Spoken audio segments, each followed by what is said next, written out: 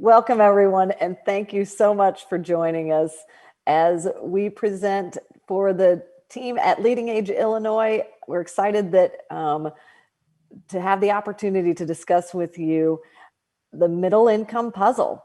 We are BLDD architects, and this is just an exciting opportunity within our current marketplace. Lots of moving parts and pieces, but one that has been largely forgotten. I don't know if we have any middle children in the audience today, but we all know that the group sometimes feels very left out.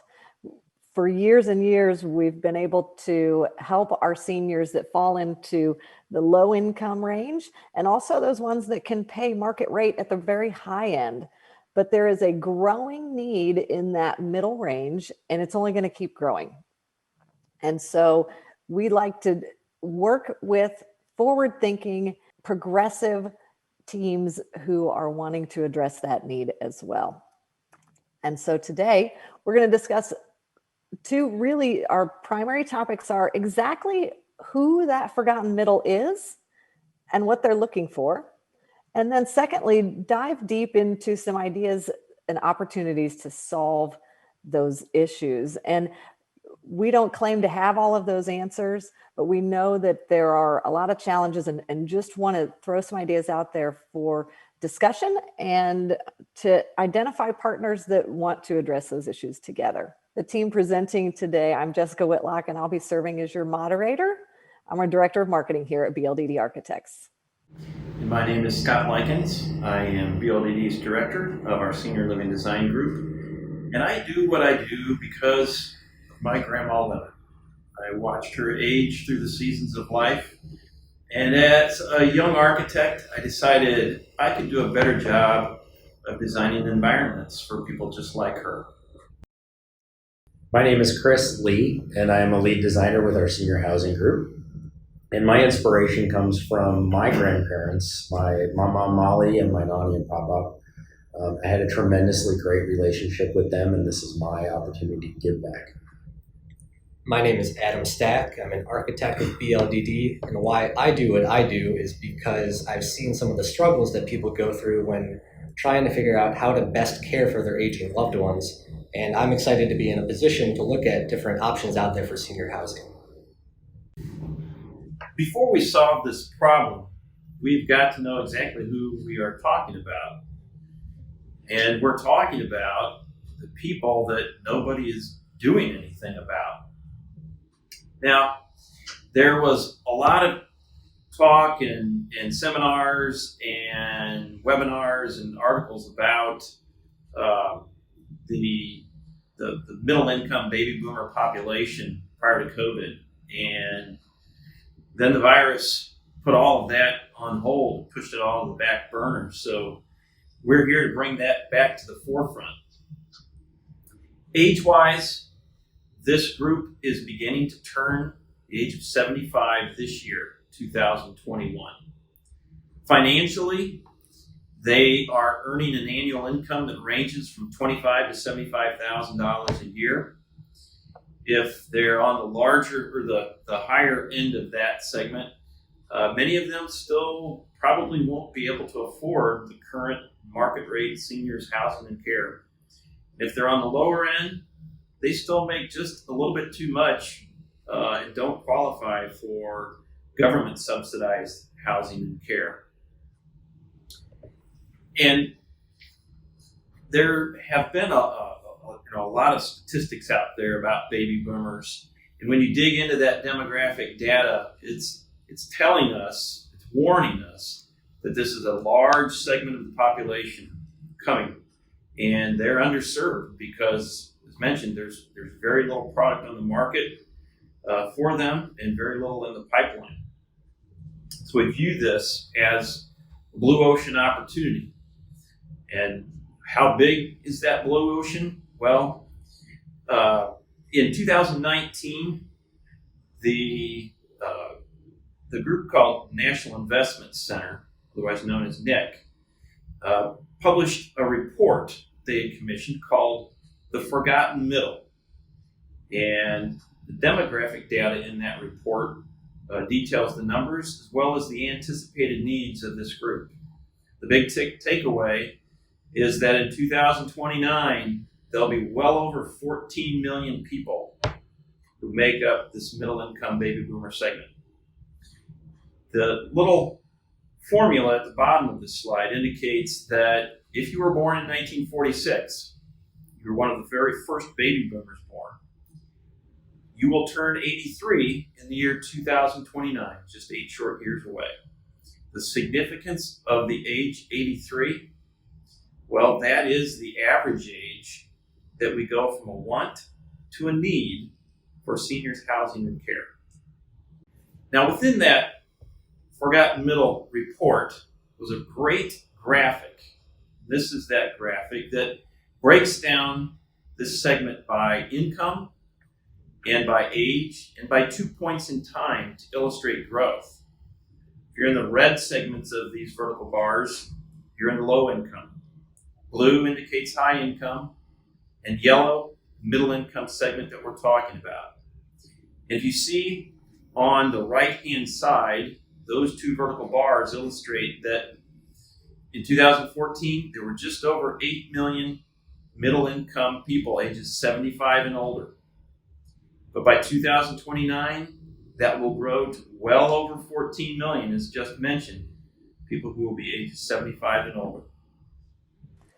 What's really interesting about this graph is that you don't see anything, everything is growing, right?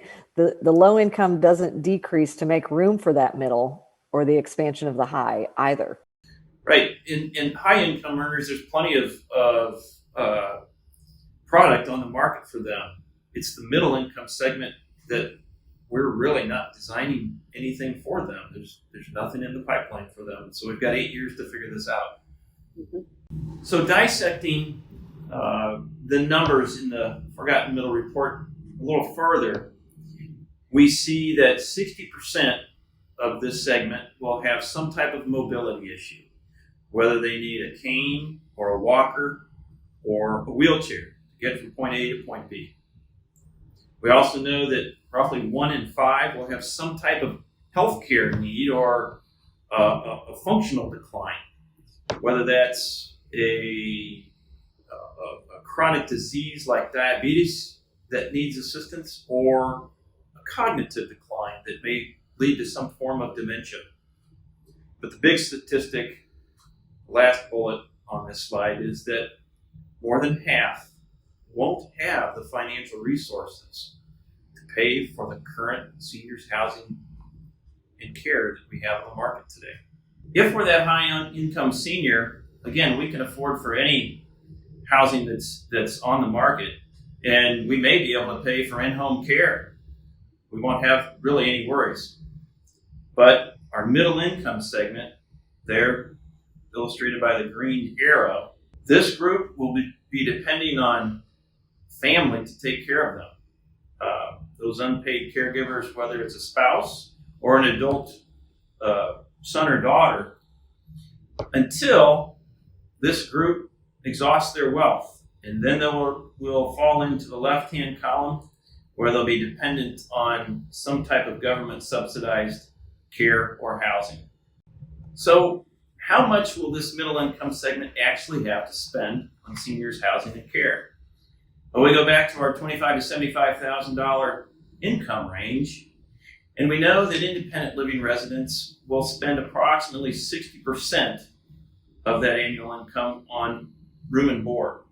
And then when they age and need more assistance with their activities of daily living, that spend will go to approximately 85%. And as an example, a simple one, if a person has a $50,000 annual income, that 60% spend will be about $30,000 or about $2,500 a month. Assisted living, that 85% spend will be about $42,000 a month, a year, or $3,500 a month. So what are the current market rates? Well, this upper graph illustrates that the average rate is $3,000 a month for independent living. Bottom graph illustrates assisted living, and that spend is approaching $4,500 a month. Now, please note, these are 2019, 2020 rates. Now that we're in 2021, we know that these rates are not going down.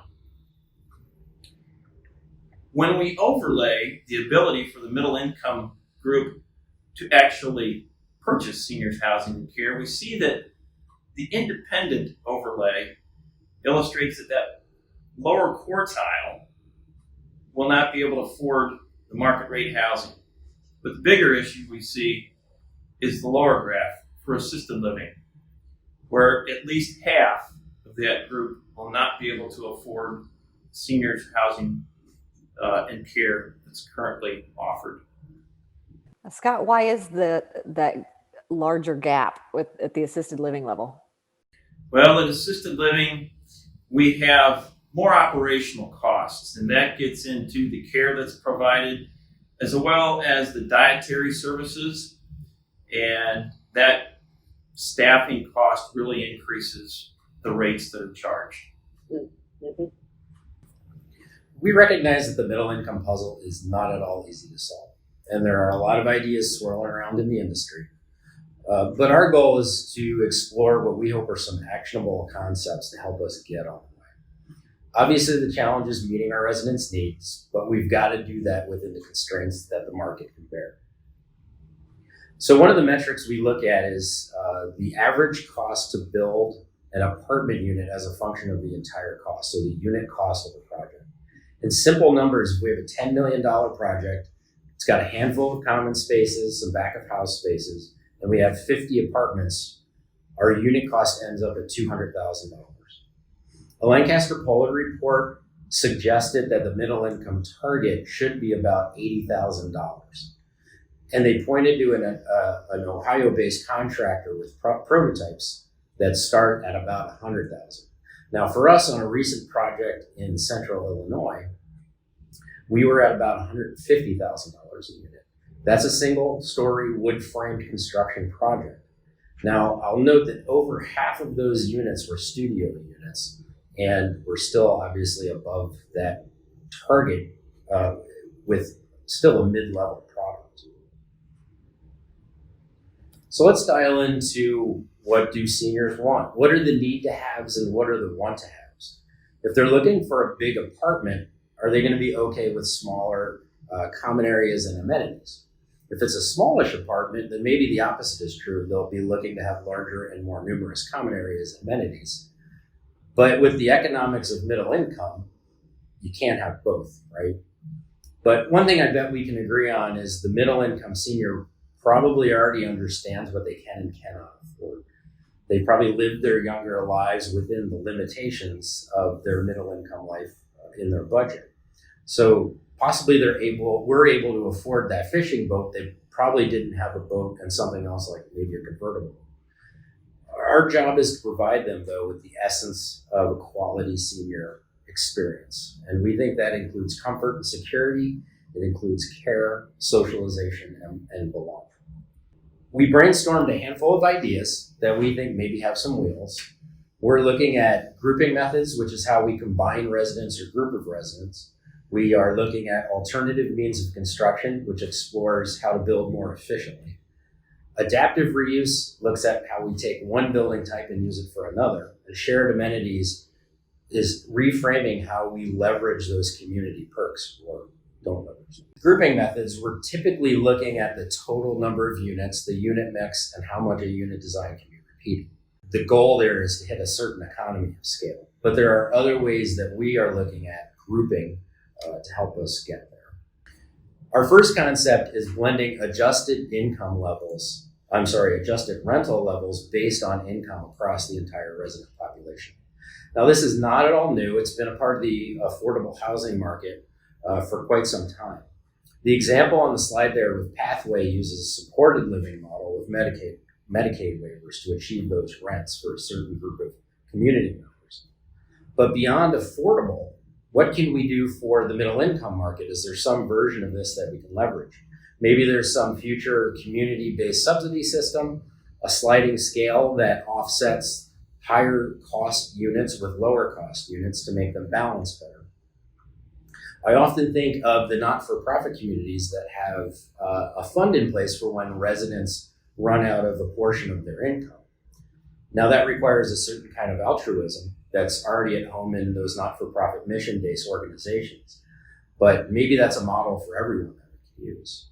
Perhaps a different answer is looking at things like tax breaks and public financing called TIFs, or development zone incentives, anything that we can do to get the cost of construction down or get the financing to be more palatable. I'm even going to throw in there 529 plans for college tuition. What if we looked at an advanced buy-in model that can be marketed to those still many years from transitioning to senior housing, but can help offset some of the costs later in life?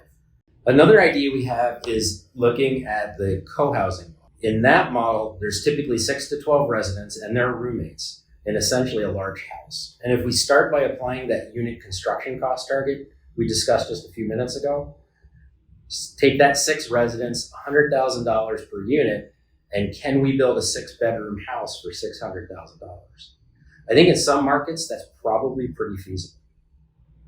In this model, it probably sounds like it's a little bit more ideal for independent living, but why not an age-in-place scenario where the assisted living is accommodated through home health services, and to some extent, you're also relying on your co-housing family members. And then the next level, what if we took that and made the model intergenerational and opened it up to, say, college students and healthcare fields?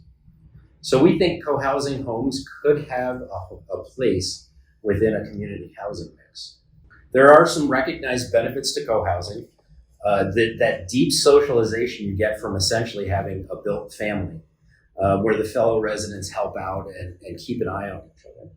We also know that loneliness and isolation can lead to increases in heart disease, quicker decline to dementia, increase in stroke, and a shorter life expectancy. And co-housing, can certainly help that. If we layer on the current pandemic, there is an advantage to maintaining smaller, isolated groups of residents, and they don't have to sacrifice on socialization because they're already in a group. In a typical congregate housing apartment house situation, a lot of the residents, as we've seen over the last year, just end up isolated in their own resident apartments. So speaking of congregate, let's take that co-housing concept and layer it right on top in a larger housing situation. The suite is just basically a college housing style that we apply to a senior housing setting. In less square footage than we would use for 4 one-bedroom apartments, housing 1 resident each, which is illustrated on the bottom of the slide. We propose a single 4-bedroom apartment suite for those same 4 residents, as shown on the top of the slide. At either end, we're positioning 2 private bedrooms that share a full bathroom and a larger common closet. In the middle, we've got a living room, a dining room, a kitchen or a kitchenette, and a den. You can see we use about a quarter less space by doing it this way. And the same social benefits still apply to this because it's a co-housing model, in essence. Consider too that in congregate housing, we get some additional operational efficiencies with this. You've got 2 bathrooms and 1 kitchen for staff to clean instead of 4 bathrooms and 4 kitchens. And care professionals likewise are able to check in on suite mates more efficiently. And okay, so the next layer is, how do we get 4 residents that want to live together? Well, what about a dating app? Or rather a roommate app where you can look at some compatibility surveys and get people and align to become really good roommates. Now, a caveat for the state of Illinois, they currently do not allow more than 2 residents per apartment in assisted living. Independent does not have that problem. But in assisted living, it would take a change of policy. Now, it is allowed in some other states, so we can leverage that as a proof of concept. And is there anybody out there today that maybe is thinking they could partner with the state to put a prototype out for something like this? I love the seniors dating/living app. That's a great idea. Do you see one of these, Chris, as being one of these approaches as being more feasible than any of the others?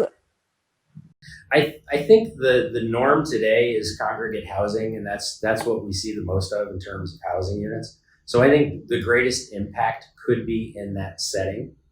But there's probably some infill if you've got a large campus and are looking for more housing options and you've got space, then maybe, the smaller co-housing 6 residents or so to a unit would work out really well. Mm-hmm. As Scott touched on a little bit earlier, what we've been seeing in the market is average monthly rental rates for independent living have ranged from around $2,000 to $4,000 a month. And for assisted living, it's higher at $3,500 to $6,000 a month. In order to find a potential solution that could help serve the middle income market, we should start thinking a bit differently from how construction is traditionally done to find a solution that could effectively lower construction costs and make monthly rental rates more economical for the residents. So ideas like prefabricated and modular construction, weighing upfront cost with long-term payback, and the concept of tiny living are all avenues that warrant further discussion. When you think of prefabricated construction, you may recall images like the one at the top of this slide, where during the 1950s, 60s, and 70s, prefabricated construction, such as trailer coaches, was regaining popularity as a more affordable alternative to traditional housing. And it was around this time in the 60s that the baby boomers were starting to look for housing, and they were influential to this wave. And as that generation continues to age, we're again anticipating a higher need for middle-income housing in the years to come. The image at the bottom of this slide is what a prefabricated modular multifamily housing project could look like today, where there's enough repetition in the overall design to make it a potentially cost-effective solution, yet enough customization where it doesn't look or feel discernibly different than a traditionally constructed project. And a little bit better looking than those trailers from the 60s. Yeah, to each their own. Yeah. One of the major differentiators with prefabricated and modular construction when compared to traditional construction is that up to 95% of the work can occur in a climate-controlled facility. If you look at prefabricated, for instance, everything from the flooring finishes to the cabinets to the paint on the walls, pretty much everything but stocking the fridge all happens before that module ever leaves the factory. And unless there's a bigger issue going on, it should never be raining in a factory, which means that production can occur continuously. All at the same time, on-site work can be happening simultaneously, like pouring foundations. And this can culminate into a quicker construction schedule, possibly 50% quicker than what we've seen with traditional construction. Another attribute that makes this type of construction attractive is the quality of work that can be achieved, so owners aren't having to pay for poor workmanship. And because of how dialed in the modules are when they're put together, construction waste is reduced, and owners aren't having to pay for excess materials that they don't need. On the other side of the equation, initial costs tend to be higher with this type of construction, as financing needs to be in place to begin module construction. Also, shipping limitations are probably one of the biggest limitations facing this industry, as you have to think about, well, I'm building a portion of a building in a factory. How do I get it from here to the job site? If you look at traditional construction, you're shipping things like parts and pieces of construction, which are smaller and a lot easier to transport. With prefab and modular in particular, you could be shipping whole sections of a building, living rooms, bedrooms, kitchens, already assembled. So how do you get those from the factory to the job site? And that kind of leads into my next slide here is, what are some of the important factors and precursors to look at when determining if prefabricated and modular construction is right for the project? Early determination to use this type of construction is really critical because the design constraints and parameters are driven by the module. Generally speaking, a module can be up to 16 feet wide and 60 feet long so that it can fit on a truck to get from the factory to the job site safely. Another consideration is to engage the authority having jurisdiction early on to make sure that they're on board with the process, as this is probably not a process that they're familiar with, as well as the local inspectors may not be familiar with this type of construction.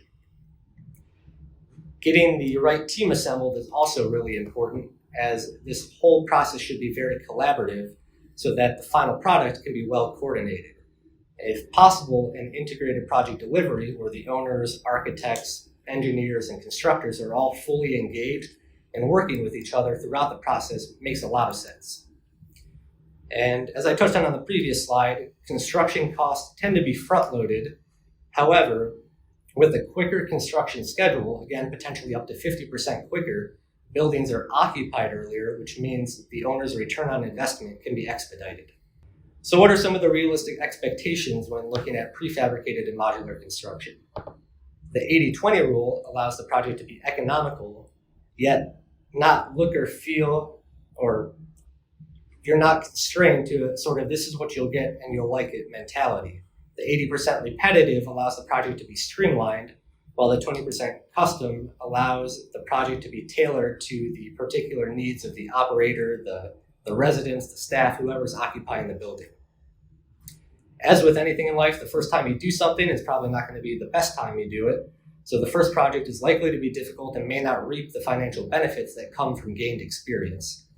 Doing one-offs won't benefit from the learning curve, which is why developing prototypes from multiple prospects, which could be owners and operators, could be beneficial. So if you think the 80-20 rule here, if a project or a prototype can meet the common needs of many different clients, think the 80%, and then the remaining 20% can be tailored to that particular client, that could yield a highly profitable product. The last bullet point really drives home the idea that experience translates to increased value. So I've touched on some of the pros and cons of modular and prefabricated construction, but what are some of the limitations that we're seeing with traditional construction? Construction schedule uncertainty is a big one, where weather can impact that, material availability, or other unforeseen conditions. Also, we're seeing a shortage of skilled workers to meet the demands.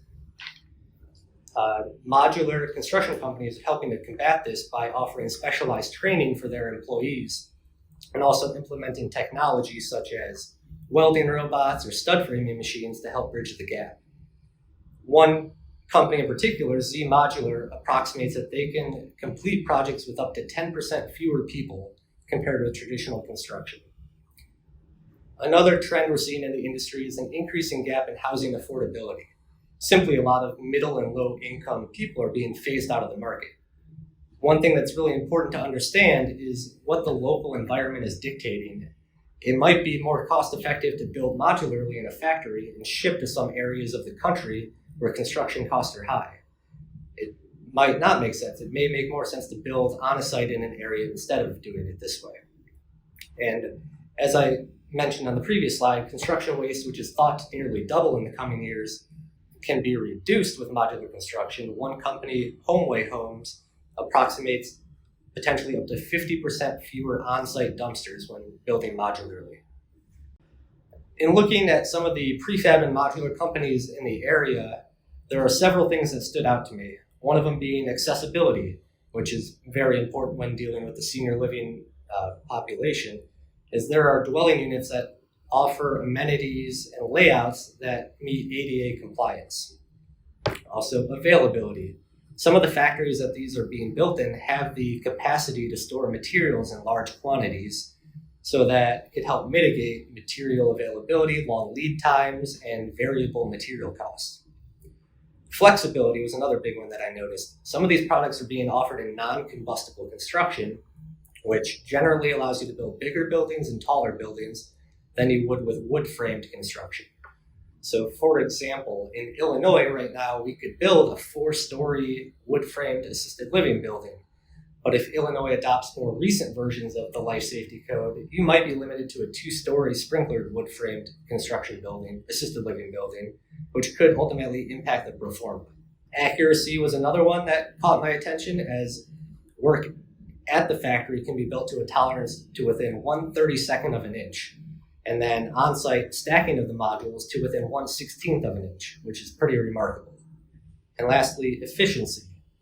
Think about installing a window on a traditionally constructed project. You might be 4 or 5 stories up in the air on a scaffold or a lift. And if this is done in a factory, you could be installing that window at ground level. Also, things like underfloor work, like plumbing, can be installed in a factory from a pit maybe, and the work can be done at eye level instead of having to crawl into a tight space in the field to accomplish the work. What we're looking at this slide is a couple of unit plan examples, courtesy of Skender. We've got a 1-bedroom unit on the left, a 2-bedroom unit on the right, and looking at them, they don't look different than what you might see in a traditionally built multifamily housing apartment complex. However, what the red line is indicating here is that each of these units is composed of 2 separate modules. And again, this goes back to the shipping limitations of what can be built in a factory, put on a truck, and then shipped to the site.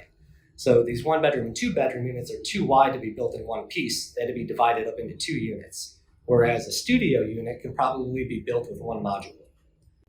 Another concept that I wanted to touch on is the concept of cost versus payback, or upfront cost versus long-term payback potential. And certainly not a new topic, but worth consideration here. Does building a better product, which costs more initially, save dollars in the long run? If I'm an operator, can I reduce operational costs, and can I retain staff by having a more quality product? Looking at something like HVAC systems, for example, and what you might see in a typical resident room, like a wall-mounted PTAC air conditioner, maybe that unit is more cost-effective to install initially, but you might be having to replace it more often, repair it more often, or you might be spending more on utility bills versus another system that might be more energy efficient. The building engineer also probably has a preference with what they might like to see, so they're not constantly having to spend time fixing units. Energy rebate programs, along with tax credits and tax deductions, are another option out there that may be available to help offset some of the upfront costs for more energy efficient products. And then lastly, I'm absolutely not a financial expert, but there might be opportunities out there where lenders are more inclined to provide better financing options, knowing that a building is built with either higher quality products, better materials, or with energy efficiency in mind, and that there's more value in a long-term payback potential of the project. Now, for some primetime HGTV material, the concept of tiny living, or as it's known in the senior living world as granny pods, granny cottages, or granny flats or med cottages, these are all gaining traction for their ability to offer senior-focused small homes that are private yet in close proximity to family or caregivers. Think mom or dad living in a private dwelling just a few steps away.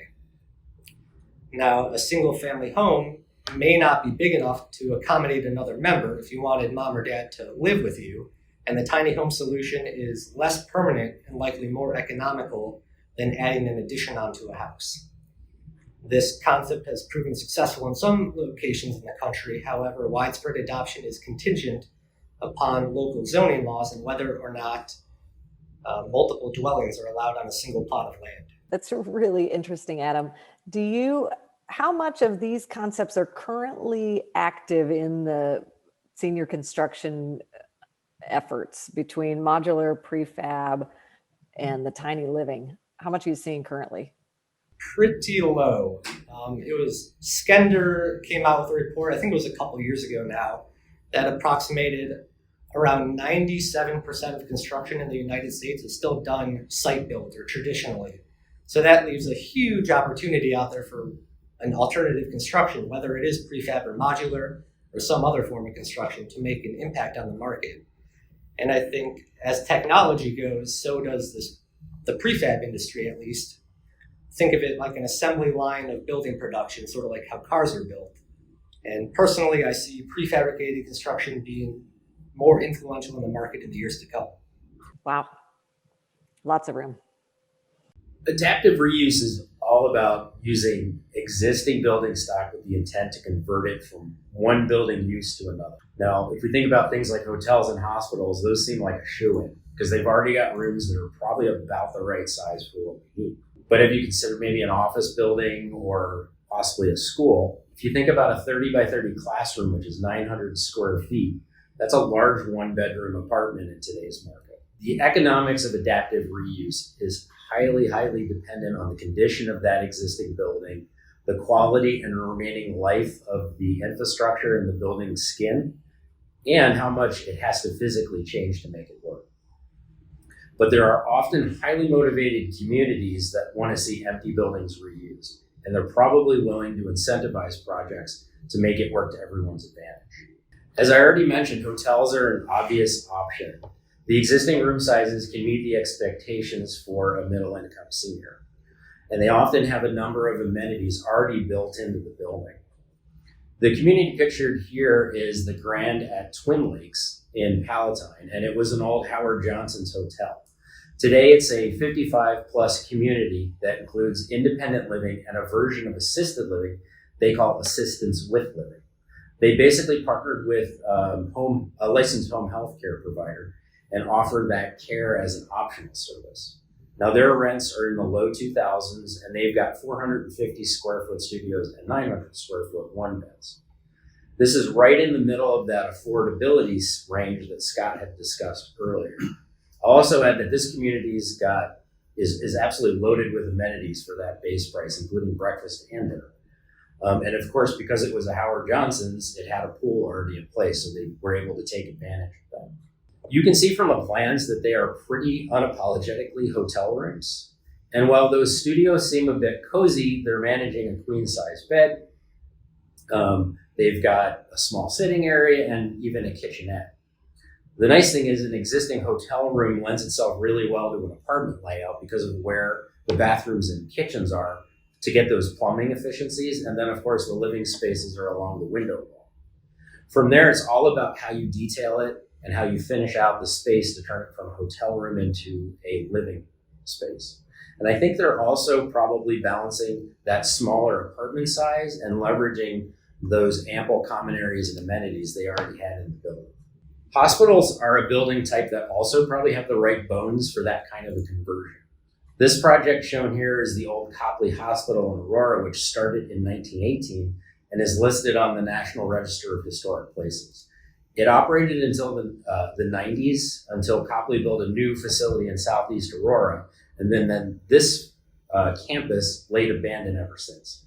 It's quite honestly been a big black eye for the community, and but it is in the process, of becoming the new Avalon Heights campus, and it's become part of what is reinvigorating Aurora. This particular project is $120 million.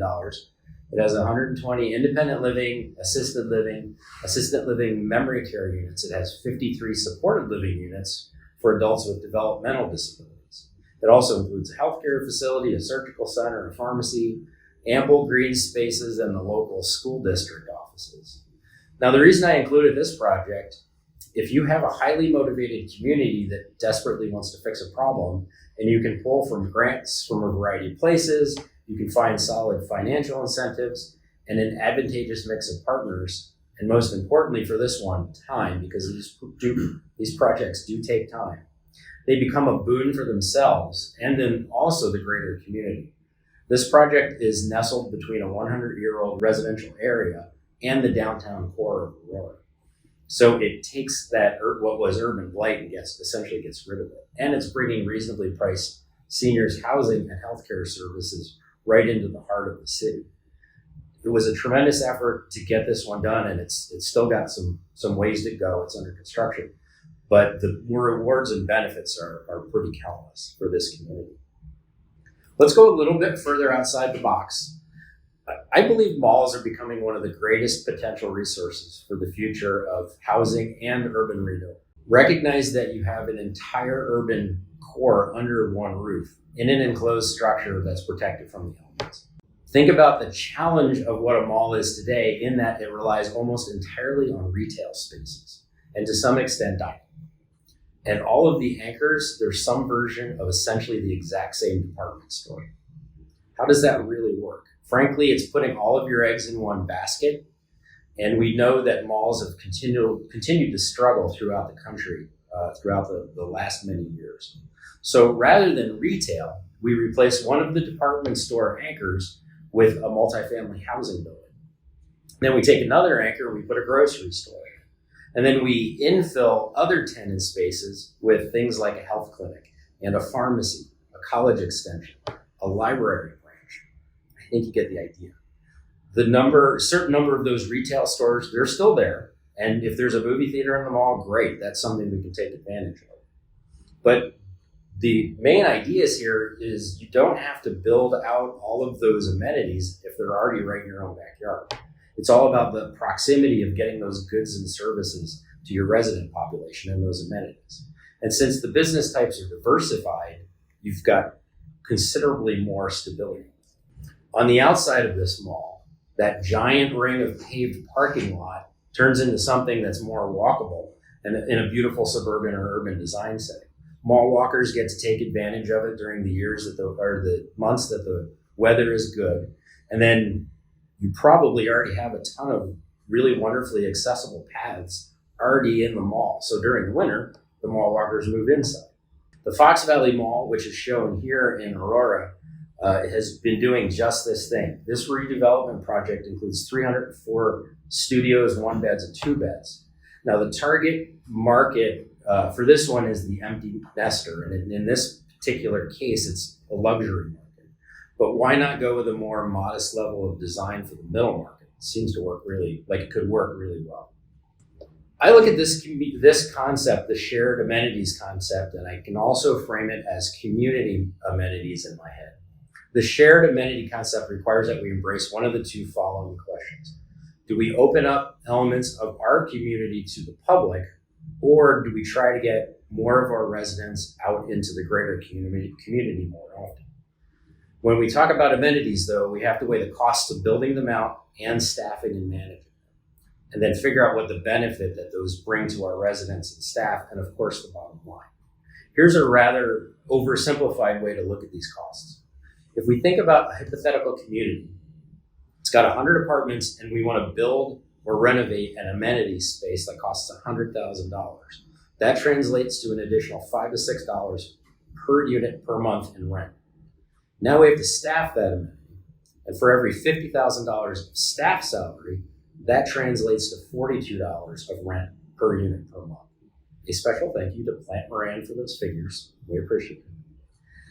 My point is, at the end of the day, the cost to staff and maintain that amenity space has a far greater impact on the project's success than the initial build-out costs. If we layer in Adam's comment about building a better building, over time we can build and operate a higher quality building with fewer amenities more economically than a cheap building with a bunch of, loaded with amenities. Embracing the community is all about partnerships, and we recognize the advantages of community contact to our residents, especially if it can be intergenerational. The biggest question in my mind is, A, are you transporting residents to the services so you don't have to build them or provide them in-house? Or B, are you housing the services on site and then utilize them through the public? The cityscape at Belmar outside of Denver decided a somewhat hybrid approach to that. What they did was build out a housing complex that is open to everyone, but it offers special rental rates for seniors. They provided a modest amount of common space and then built out the ground floor as all mixed use lease. Their intent is to integrate with and expand on the existing urban core of their community. And in their words, they're bringing the seniors to all of the services that the area has to offer. This is akin to the idea of pairing seniors housing with a mall. Fitness centers seem to be something that we can definitely take advantage of. Are we either partnering with the local YMCA and negotiating a reduced membership, or are we building out a lease space that then becomes a Planet Fitness, for instance? Certainly we have to weigh the desire to become a landlord, but there's probably some benefits there. I see the possibility of some rental income. You leverage their staff rather than having to manage and staff your own fitness space. You're getting good positive exposure to the greater community, and perhaps you can offer free memberships to your own staff as a wellness perk. We just have to think about the amenities a bit differently. Activities, does it make more sense to build a special room with a billiards table? Or can you take advantage of, say, a nice tavern down the road that has a couple pool tables that I bet sit empty most of the afternoon? And maybe that tavern then offers a weekly lunch special to your residents as part of your dining program. How about a swimming pool? We all love to see that fancy aquatic center when we're on the marketing tour. But an auditorium is probably one of the most expensive endeavors in a senior housing construction project, not to mention the costs of operating one. Now in my town, we've got the Park District, and they have the Vaughn Center, which is a really nice aquatic center. They already have a warm temperature pool, and they have an accessible walk-in ramp.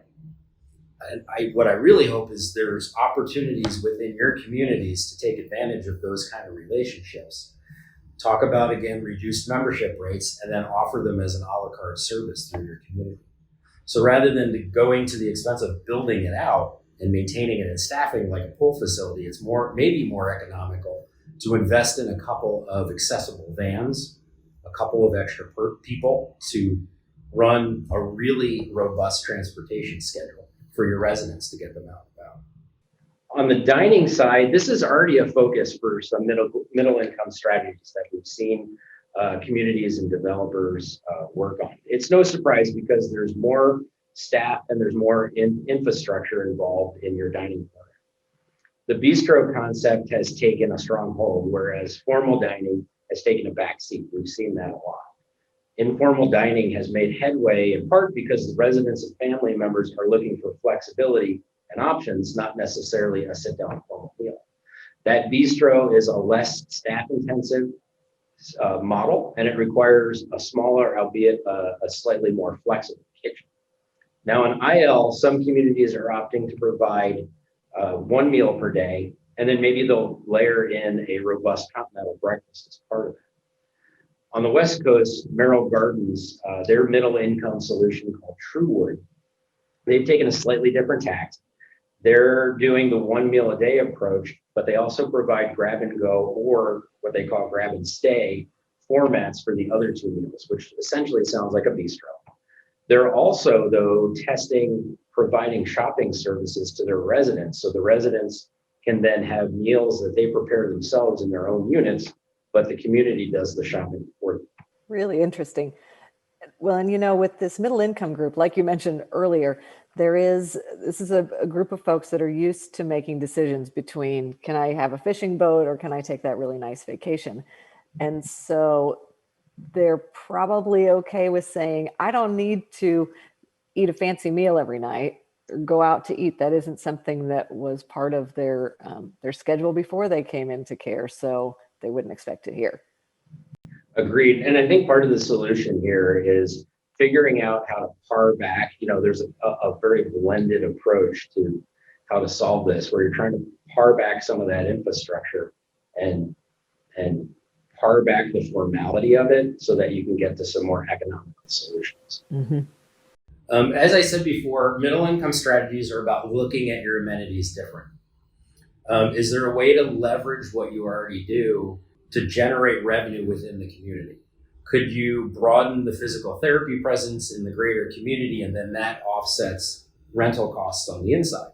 Maybe. But the important part of all the above ideas is getting that greater connection to your community and establishing those mutually beneficial relationships. Ultimately, that creates a pipeline of future residents into your community that keeps your apartments full, and it ensures community support in your efforts to try to create all of these links. I want to leave you with a couple of indirectly, but I think important questions that may also help you reframe how we look at the middle income puzzle. What happens after the baby boomers are gone? And why are these communities only for seniors? And Jeff, if I might, as a bottom line to everything that's been said, we look at this forgotten middle income problem as a blue ocean opportunity. And we hope that the ideas that we've offered up here might contribute the ingredients to needed to spark partnerships to come together and really solve this problem and fill this blue ocean. Absolutely. Really great perspectives today. And like you said, we don't have the answers, but as professionals who are coming together to learn and grow and think about what the future of senior living looks like, I think this is a great place to start. Just some really, really thoughtful and interesting pieces to go along with that. So thank you very much for joining us as we've kind of just gone over exactly who that middle income group is and some ideas to solve that senior housing puzzle along with those folks. If you would like to get in touch with any of our presenters today, I'd encourage you to do so. They love talking about these things, and we'll make sure to send out their direct links for contact after this. Otherwise, for our leading age attendees, we look forward to answering your questions after this recording, and thank you so much for joining us today.